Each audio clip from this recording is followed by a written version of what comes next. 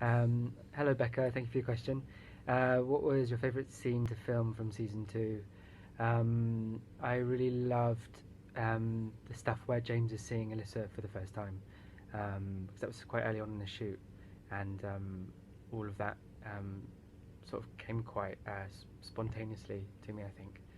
So yeah. Okay. Hello. When I was reading on set, I think the last book that I finished was On Earth We're Briefly Gorgeous by Ocean Vuong. I hope I'm pronouncing that right. And yeah, I enjoyed that very much. One of the hardest scenes to shoot was at the bowling alley in episode two, um, because the camera was in front of me. I'm not a very good bowler, and I kept throwing the bowling ball at the camera, and we kept having to cut for everyone's health and safety. That was one of the biggest challenges. Yes.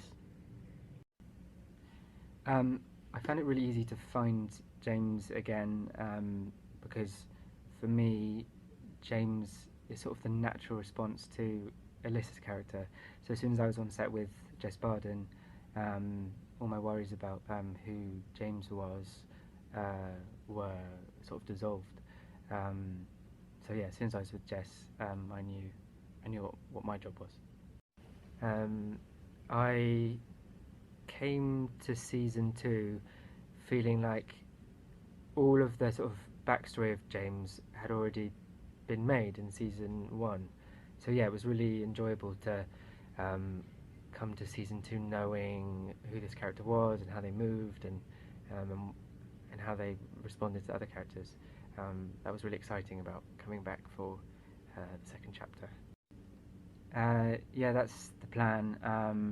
They're gonna settle down somewhere, find a place in the country, and just take it easy for a while after all their adventures. Um, from the beginning, Charlie Koval, our writer, was really keen for Jess and myself to, um, voice our feelings about the characters. Um, but ultimately, Charlie's voice is so clear for James that my job was sort of not to get in the way of her good writing.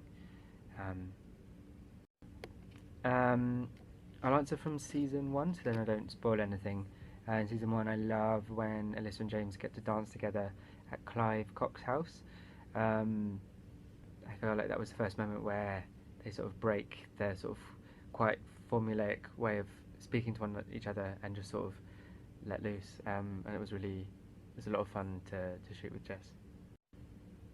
We were so lucky to get Graham Coxon onto our show, and Graham produced lots and lots of tracks, I believe, because he really wanted to get the sort of the angst right behind the music. He's a genius, and I'm so happy that he's part of our show in that way.